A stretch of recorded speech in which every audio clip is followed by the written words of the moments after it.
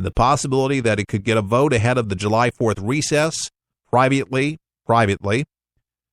the administration is leaving the work to Senate Majority Leader Mitch McConnell. The Examiner reports, and individual senators have more influence over their bill than congressmen in the House. And those who have opposed the bill are clear on fixes they would like in the bill. So Trump called for four Republican senators who had expressed concerns, and Vice President Mike Pence on Friday called Senator Dean Heller of Nevada after he criticized the bill. An aide told the Examiner Pence will likely talk about the push for the bill today for the weekly Senate Republican lunch. And he'll have a few meetings with individual lawmakers while he's on the Hill. He continues to take calls, and he'll have meetings.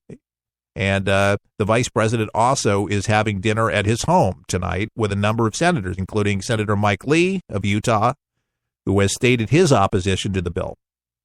McConnell has little room to maneuver, as a number of Republican senators ranging from moderate to conservative have registered their opposition to the bill, according to ABC News.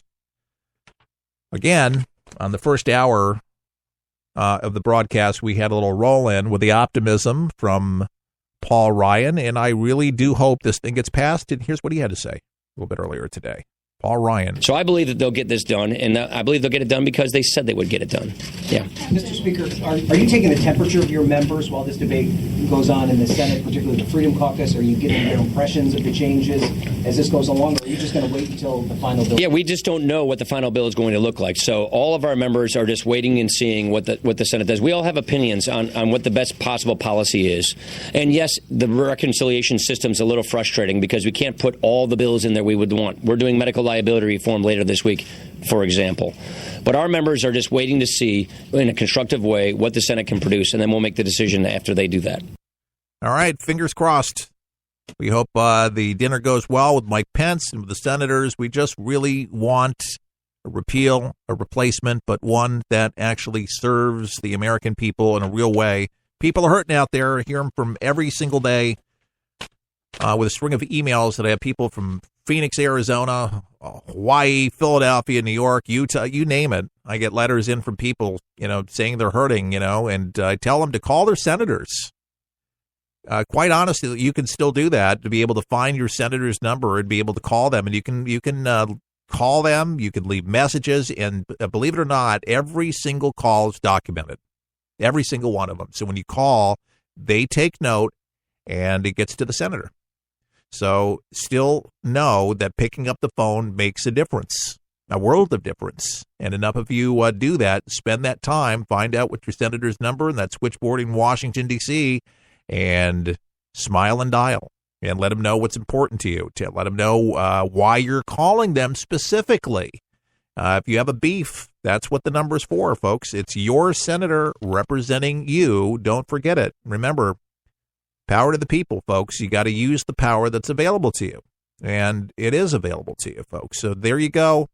I hope you utilize that. A lot of you do it already, and it's commendable. It's important, but it is documented, and they do listen. And a lot of them, not surprisingly, want to be reelected. And so if they're not listening and they don't lean in and say, I heard you, and echoing that, and kind of like radio and television, that if you write a radio station or you write a television, one letter is not considered just one letter in that business. It's considered 1,000 people could be thinking like that.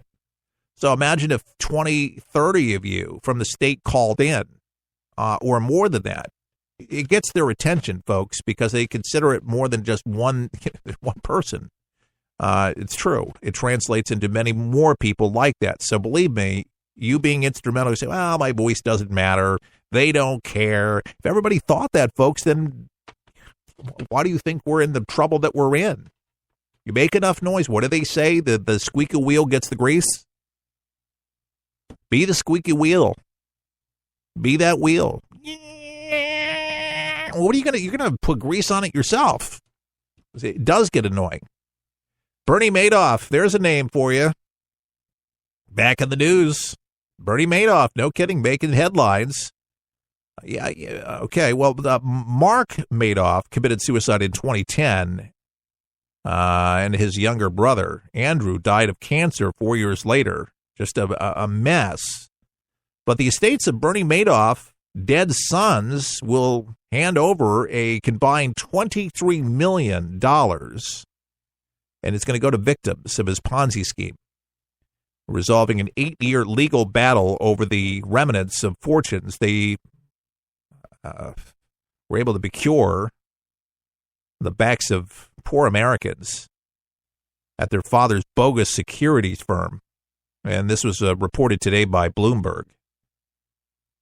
Under the deal, the estates will transfer all cash, business entities, and business interests to funds set up for victims, leaving Mark Madoff's family with $1.75 million and Andrew Madoff's family with $2 million. Trustees said Monday in a court ruling in Manhattan the estate will also withdraw their claim in the Madoff firm's bankruptcy case, which the total on that was $100 million, according to the statement. And the accord also resolves an investigation by the U.S. Attorney's Office in Manhattan, which oversaw a criminal investigation that led to a 150-year prison sentence for Bernie Madoff and a 10-year term for his brother Peter. Both men pleaded guilty. Bernie Madoff's sons were never accused of a crime. A civil suit against their mother, Ruth Madoff, is pending.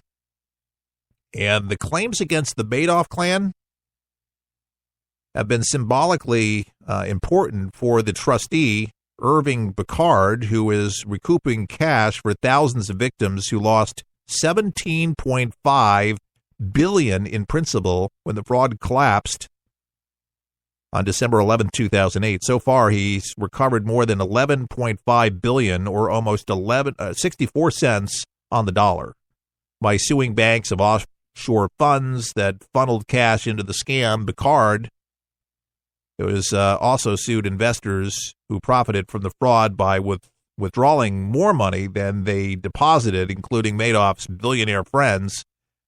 A separate fund there, overseen by the Justice Department, has another $4 billion to distribute, but it hasn't yet sent out checks. It's unclear how much of the money from Monday's settlement will go to the Justice Department and how much the trustees will actually get. Settlement talks between the Madoff brothers' estates and Bacard hit a dead end last year. Court records show Bacard had sued to recover tens of millions of dollars worth of property from the estates, including a Manhattan apartment. Madoff's sons have said that they didn't know about the Ponzi scheme and that they went to the authorities immediately after their father confessed to them. And Madoff was arrested 2 days later. Remember all that? Yep. Peter Madoff, the brother, uncle, and one-time compliance officer at the company, paid Bacard $90 million after his guilty plea, while his daughter, Shana Madoff, another compliance officer at the firm, was dropped from the suit. Bacard had accused them of spending client cash for credit card bills, vacations, and their own business ventures.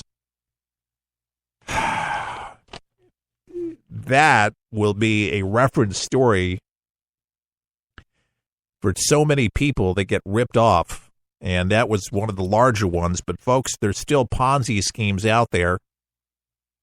There's still people out there that do the unthinkable every single day. Be careful when something seems a little bit too good to be true.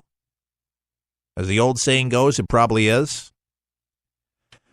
I've been a broadcaster for many years, and I remember working for Salem Communications. I used to do a show for Salem, and I would do infomercials, and I would also be, what are they called, a talk show or a co-host of programs for, extra money for a fee.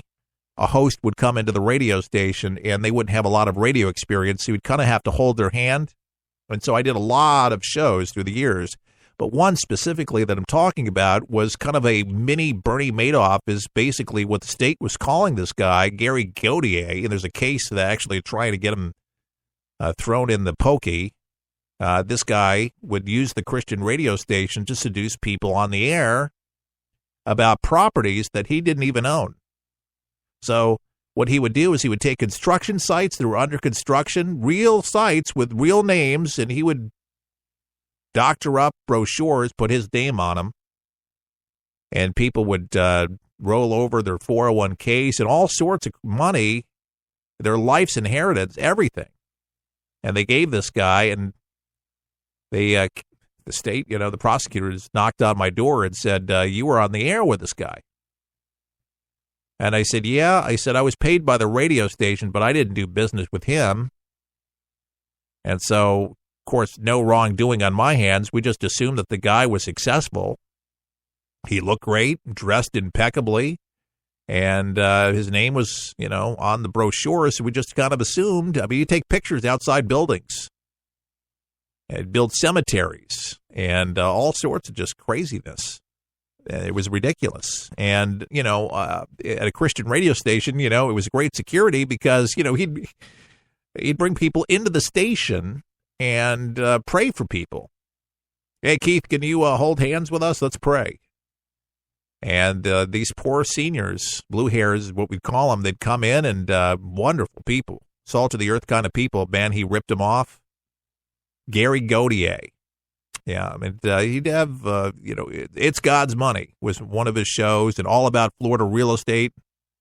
And you can look him up, Gary Gautier, all about Florida real estate, and It's God's Money. And he'd do these shows on those stations. And so they're trying to really collect what they can, but it looks like the guy more or less spent all the money. And this case has been dragging out for years. They don't prosecute these people right away. But there's people misrepresenting out there all over the country, and, people are just trying to get ahead. But the rule of thumb is if it sounds too good to be true, it probably is. So be careful out there. By the way, the USS Fitzgerald, the collision, remember that, where the big freighter ship crashed in and killed those 7 aboard in mid-June? Well, it failed to react to a warning signal. Because apparently, it would be obvious if they knew something was coming and it was going to cause catastrophe, but it looks like the U.S. Navy ship was at fault. The Philippine flagship's captain said on Monday, Captain of the ACX Crystal said that the container ship flashed lights towards the USS Fitzgerald after it suddenly began heading on a collision course near Tokyo Bay on June 17th, Reuters reported, citing a copy of the Ronald Avilett's account to the investment corporation, the ship's owner. The U.S. Navy not commenting. Reuters report that it viewed a copy of the account, but it was not able to independently verify it. To me, it looks like both would be at fault. I mean, you got huge investments on both sides. Who's at fault ultimately, I have no idea. But the container ship would be, I would think, a little bit more difficult to navigate. Definitely quite larger than the Navy destroyer, than the cargo ship. Much heavier freight. And the sad thing is that these sailors, the 7 at least that died in their compartments, were asleep when it happened. It happened in the wee hours of the morning. So families are just trying to obviously know what happened, but why it happened, trying to just reel with who's responsible for this. And the U.S. Navy not saying a whole lot about it because there's an investigation still at it, but we're on the story. Sad, lots of damage, but 7 lives, that's ultimately what's important here and why it happened. Hopefully this never, ever happens again. Just a strange, strange story. Here's a strange story. You want to hear one? Everybody loves a good story. This guy is a sicko here, talking about a real killer in Columbia, South Carolina. Guards at the Kirkland Correctional Institute rushed to Denver Simmons' cell and made a grisly discover. We're not talking his cell phone. Denver's Simmons' cell, where he was in prison. 4 men from the unit for mentally ill prisoners had been beaten and strangled to death. You see, Simmons, 35, Jacob Phillip, 26, both already serving life without parole.